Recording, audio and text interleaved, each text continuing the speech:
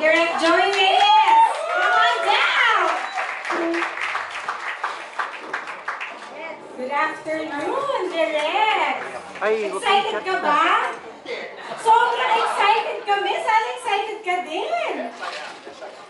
O diba? Maraming nag-aabang nitong napakalaking pelikulang ito. At I'm sure tatabo na naman to sa pelikula. Sa takilya. Di na tayo, ang hirap maghintay. December 25 pa talaga. Wala pang ano. Maniwala ka kung pwede ipalabas ito bukas. Papalabas na bukas na matapos na. Diba? Direk, punta ako sa bahay mo. Panood naman. Di ba may ganun? Ganun ka-excited. I'm sure lahat kayo excited. So, hindi ko na kayo pahihintayin. Sino ba hihintay pa natin? Hold up! Dito ba? Pupunta ba daw? Dapat! Ka-text mo? Sino ka-text mo? Sa bahay pa. Nasa bahay? Naligo na ba daw? Oh, huwag na tayo maglokohan. Nandito na siya! Sino siya? Ang poging-poging ex-boyfriend. Pagdewa ko, yung sabihin niyan, baka kuyugin ako. Si Alden Richards! Hello! Pogi mo, pakis naman! Siyo ako, takot ako eh, takot ako! Uy, ako naman, direct ito na. Ang saya mag-host. Kung gano'n na lang, pwede na ako mag-host everyday.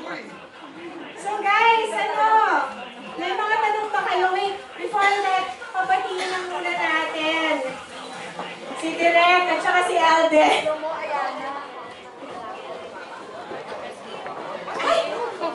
May bakas, Direk, may bakas. Pasensya na, hindi ko makain kasi ko. Tinawag mo ko. Okay, magandang hapon po sa inyo lahat.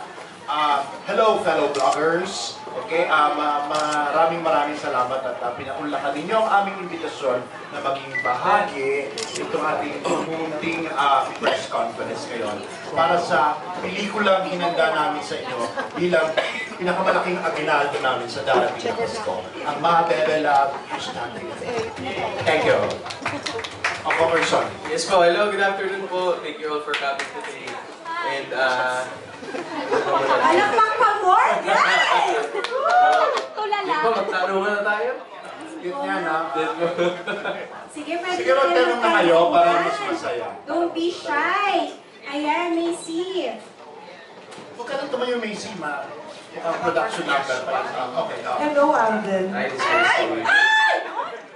Hindi ko makapay ng sarili ko. Well, anyway, I'm Macy for Lionheart TV. Hello po. Ang question ko meron ba kayong kilig pa more moments during the shooting ng My Baby Love? On or off ka? On and off ka! Well, marami naman po. I mean, sa movie itself, marami po talagang kilig scenes. Kahit ako po mismo, tuwan-tuwa po ako dun sa writer nung pelikula kasi ang galing po ng lines, ng batuhan ng lines at the same time. Saka kami naman po ni Maine, pag nagtatrabaho po kami sa My Baby Love, yan nakikita po kami ni Direk, palabiro po kami parehas. So we make every shoot dates live through that po. Any new discoveries sa isa't isa? Well, makulit. Parehas po kami makulit. Yung kulit level namin nagja-jive, which makes us more comfortable to work with each other. At saka, parehas po kaming serious sa trabaho.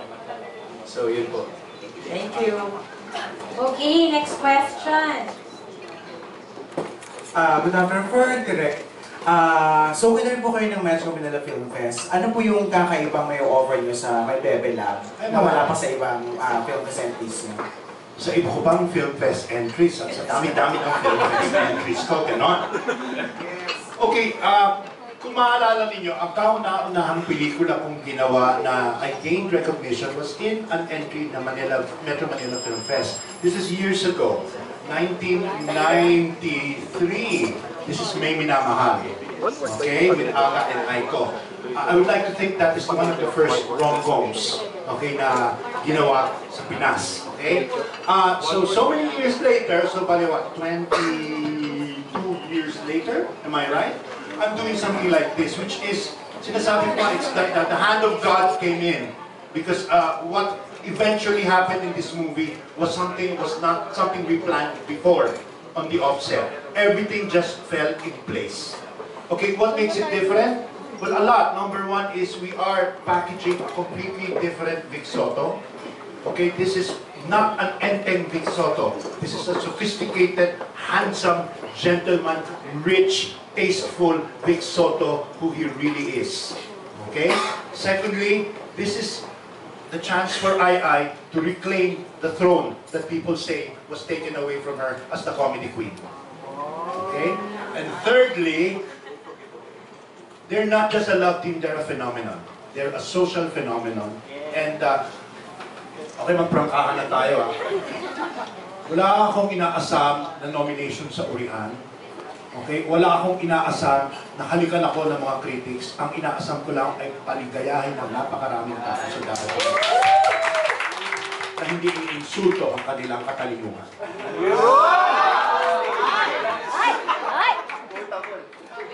Hashtag hugot. Oh, next question, friends. Ayan. President ng Fans Club. Omar, President. Nakilala ka. Omar, Alda Vloggers. O, diba? Ngayon na parang special vloggers for a specific person. Bongga. Pwede ba i-connect dun sa episode kanina? Kasi nano. So, may joke ba kayo dito? May batuhan ba kayo ng joke with Ming and Alden? Meron. Pwedeng sample. Ay, hindi. Surprise po, nasa movie.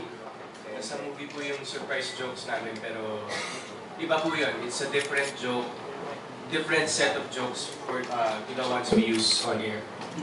Tapos, another question. Since, di ba parang magbibigay na kayo ng yung parang mga hints na mas deeper na nagkakakilala na kayo ni May, ano pa yung sa tingin nyo na pwede niyong ma-reveal sa isa't isa? But kasi kami po ni May, whatever we have now, we're enjoying the most out of it. There's no pressure, there's no, parang walang, on our side, hindi kami, whatever we have now as friends, we enjoy. And that's why we're very happy to work with each other. So, siguro yung reveal na yun, aside from the fact na aabangan siya ng marami, hinihintay pa rin namin siya. So that's what we look forward to every day. Ito, serious. Ito ba naman sir? May chance ba talagang ligawan mo si Min sa totoong buhay? Of course. Secret.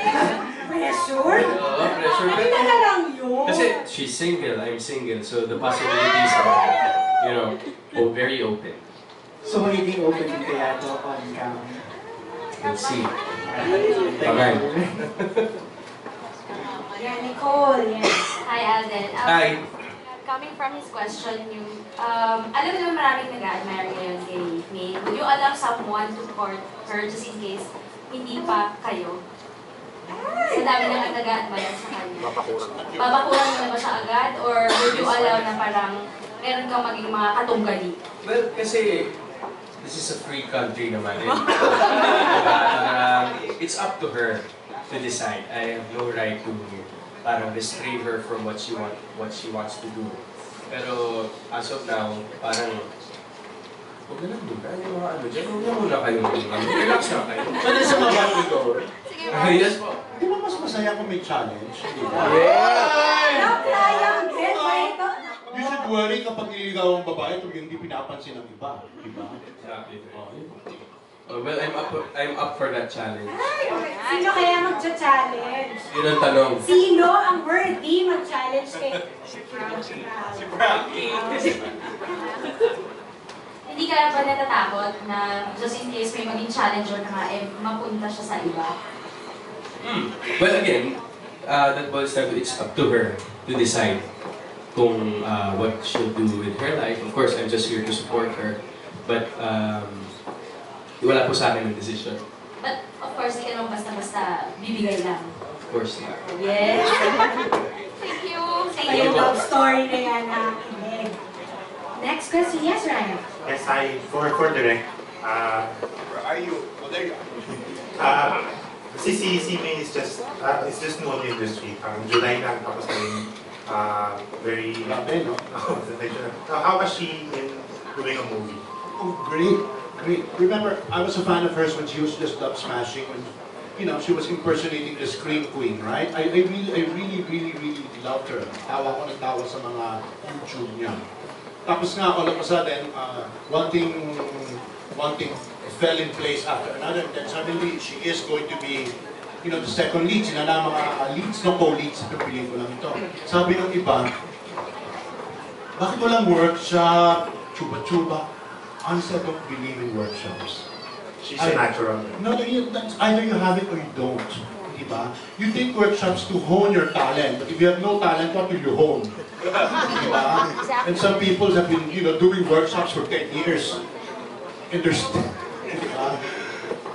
diba? So, you know, she's a natural. Natural siya. Saka sabi ko, one big advantage of Maine is she's intelligent. Kapag matalino yung artista mo, alam niya yung ginagawa niya, hindi naman niya, ang artista naman, hindi naman tikwerdas yan na, hindi ba, iyak, tawa, hindi ba? You know, that's not an artist, that's a puppet, hindi ba? But Maine is a really smart, intelligent girl. So, there was really no problem. Plus the fact that these two kids are really such a lot of fun. They're decent kids. Thank you. You're welcome. Next question. Meron. Nagkahiyakan na. Oo, don't be shy. Alan. Yes, Alan. Hello, Direk. Will you describe Alden and me off-screen and on-screen? How do you describe them? On screen, I think the chemistry is self-explanatory. Di ba nga, when we analyze it even in my classes, what was the Aldab phenomenon all about? It's spontaneous combustion. Okay? Bakit spontaneous combustion? This is something totally unplanned and it happened. And that's the basic appeal to the audience. Kasi alam mo, ang dalang tao, maraming love teams are products of marketing. Okay? Because a great number of love teams are products. Di ba? It's all a matter of networks and studios marketing them. But in this case, it's not. Okay? There are two people with real chemistry together. Okay? This is like, you know, Vilma Boyet noon, hindi ba na, you put them together and you know, Don, Richard, hindi ba? It's chemistry, which is not done by workshops. Okay? But it just happens. Okay? Secondly is that off-screen, they're kids. They're really natural kids. You know, I'll share something with you, which is why I really admire this gentleman beside me. I wrote a blog before, in my blog, Choking on My Adobo. Okay, when they were suddenly the front pages of all the dailies one Sunday. Okay, so this is not something that happens now. The three main dailies have something on mainstream entertainment on the front page on a Sunday, di ba? So sabi ko, this must be something. And I wrote it, and that's my biggest hit blog ever, okay? You know, this guy looked for my number and thanked me. Okay? That matters a lot. Because how many people will really go out of their way to thank you? Whereas some people feel that when they reach a certain level of popularity, the world owes them a favor. Okay? When I met Maine, she's a girl. And that is what makes her so appealing. She is reachable. She is identifiable. Okay? She is not all glammed up to be special. She is special because she is herself. And that is what means appeal is fun. Put them together, they're so fun. Ang kukulit itong dalawang hinayupak na to. Okay? Ang kukulit naman. Nagsusulit kami sa Alabang Town na kala ko hindi kami tutungugin. Nagkagulo ang buong Alabang Town Center. Mga matronas de Alabang going crazy. Oh my God! Then Maine decides to go to Starbucks. So sabi ko, you're insane. But she's doing that because she's enjoying it. And that's not showbiz. That's being a person. And that's her appeal. Okay, ano ba answer the question? Direct, do you control din sa kahit saan sila magpunta, dinudumog sila? Hindi ba kayo nahirapan sa shooting? Alam mo, ilang malaking pasasalamat ko tapos na ang shooting. Sabi ko nga doon somebody was interviewing me earlier, sa tanang buhay ko, yung mga pamangkin ko never went to watch my shooting. Ngayon, they're going to my shootings. You know, with their office mates. All of a sudden, naging popular ako sa neighborhood ko. Lahat yung mga nagsushooting kami ng alaba. Sabi ko, nalitik itong mga kapitbahay ko. Hindi ako pinapansin dati. Ngayon may mga bote ko ng pati. Kasi gusto ng premiere night ticket. Yun lang naman yun, di ba? But you know, no, really. I mean, that can appeal. That's part of the phenomenon. That's part of the phenomenon. This is a comedy direct, di ba? May paiyakin niyo ba si Alan dito and Mains in the movie? May ganun bang factor? May kurot sa puso rito. No? Pero because it's a rom-com and in a certain way it follows certain templates of the rom-com, may touching moments dito, especially about the relationship of the aunt and the nephew and then the daughter and the father. They're kurot na, but no heavy drama of sorts. Sige kaya din, short kumaga patikim dun sa mga vlogger kung ano yung aabangan nila dito kay Alden, being your character. Yes, actually, as Alden, yung nakikita nila sa Kalye series, this is a different type of genre kasi this time we're acting the part. So si Dondi yung nephew ni Miss Ai na medyo geek na staying indoors and managing the family business is all in his mind until he met this girl, Anna, which is played by Lynn. So doon nabago lahat. And marami nagsasabi po sa amin na parang everyday na kami nakikita, araw-araw na kami nasa Kalye serie from Mondays to Saturdays. What can they expect more? They will see the actor side of both of us. The acting side of me, the actress side of her. So that's what they have to look forward to in this movie. Tapos sa atin, inabangan yung pagkikita nyo dun sa Kalye serie. Ang inaabangan naman yung kiss nyo. Dito ba makikita na ba dito sa... Ay, nako! Secret! Ito yung isa sa mga sinod namin ng last day na talaga namang sabi talaga, no one will take pictures! Kasi talagang bawal mag-video and all. Yes. In-edit ko kanina, yung buong editing room nagtitilian ng mga tao. Yun na po. That's it. That's all. Last na lang to Alden. Pwede mong describe yung relationship niya ni Main off-screen. We're very close. I mean, nakakatawa like yesterday since hindi ako nakadating sa Walk of Fame ceremony. At sinabi ko kasi sa kanya sa shoot, kailangan ko kasi magpa-check up tomorrow for recovery at the same time. Baka pwedeng saluhin mo na lang yung award ko. Tapos kinuha niya yung award for me. Then napakadaling kausap walang arte. Like what Direk told you guys. She's a girl. And that's it. A very raw, selfless, simple girl na madaling abutin. Last na lang talaga. Talaga sinulit sa akin. Buka na kaya. What's something special about me ngayon na magkasama kayo ng movie? Kumbaga sa Facebook, ano yung status niyo ngayon? Getting to know each other pa rin. We're at that point still. Kasi it has been, a month after Tamang Panahon and we only see each other through Kalye serie. And after Kalye serie, we really don't get the chance to talk naman talaga after that. Tapos nagkikita lang kami sa shoots, sometimes commercial shoots. So, there's a lot to know pa from both of us. Thank you. Thanks, Alan. Thank you, Alan. John, you have a question?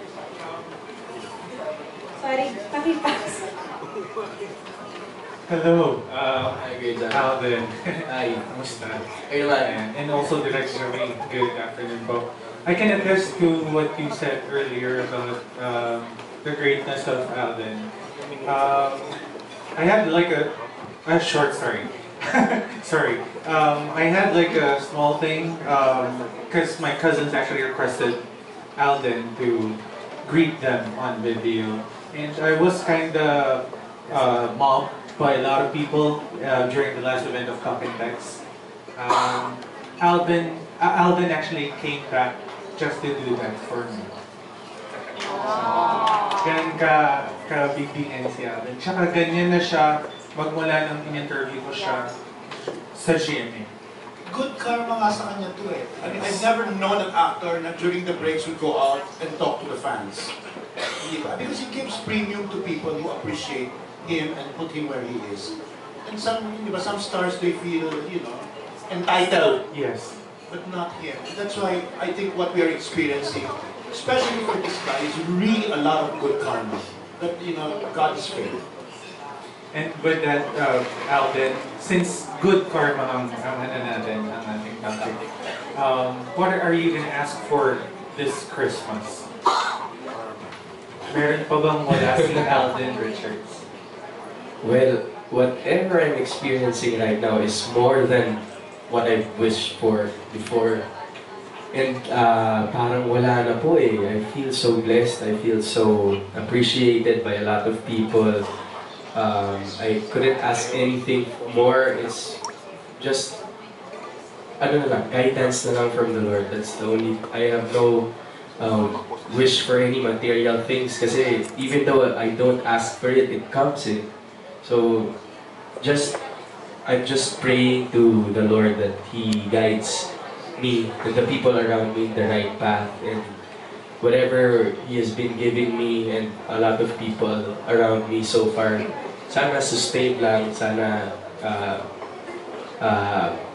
tuloy-tuloy lang siya, and whatever, I'm always praying to the Lord that, Lord, wherever you put me in that position because there's a purpose that I'm in this position. Use me to draw people closer to you. So parang nothing to wish more, sir, kasi everything is already being given. Right. How about Ming? What would you actually wish for her? Well, good health. At the same time, kasi sometimes medyo, since she's new, hindi siya sanay sa yung body clock ng mga artista na gising sa gabi, tulog sa umaga, and then segue sa mga schedules. And what my wish for her is for her to stay as she is and never change.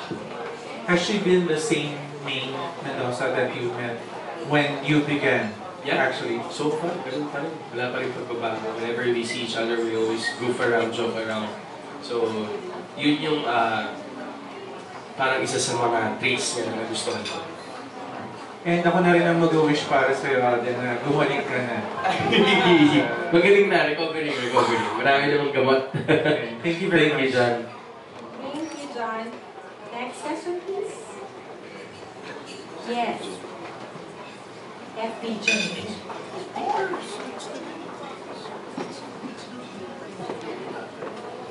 Hi. Oh, Lord.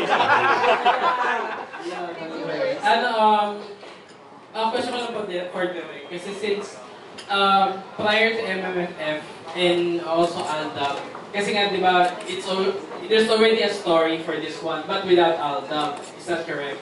That's true. And so, how's the development of the characters? Yun nga, nung na-introduce na yung Aldab, and is it madugo ba? O sa tingin nyo, madali na dahil it's also a love story? Hindi, mahirap. Ang kwento nito kasi, when they offered me this project, I really had no plans of doing any MMFF because I and my family had plans for Christmas. Okay? So, it's nakakapagod to do this because it goes across your holidays So, wala akong plano. But you know, how can you say no to Boss Orly? I cannot say no to Orly Ilacad. Because when I was down, he's the only one who trusted me. Okay, so, he's like my second father, okay, in the industry. So, yon. So, originally, Alden was there, okay, but then there was another pair to be the secondary cast. Alden was a support, okay? Then, I was watching the teleserye and I was feeling around them, so I was telling them, Boss, pasok natin si Maine. Okay, but there were other commitments na, so sabi, pasok natin, sige, pasok natin si Maine. Maine's role was a minor role, okay, because she was untested. Then, sumabog na ang Aldab. I was telling them, pasok na ang Aldab. But then, there were already a lot of commitments, okay, to other people. would you believe by, yung sabi ko, it's God's hand eh. Nag-collapse yung mga negotiations dun sa iba. Parang sabi ni Lord, no. Kailangan aldab yan. So, may rule, I think there is a rule in Metro Manila Film Fest that what you submit as an original story, you cannot change, alter drastically. You have to stick by that story. So we had to manipulate it around. Okay, we had to manipulate it around. But it worked. It worked. You know, things just fell. Kaya nga sabi ko, it's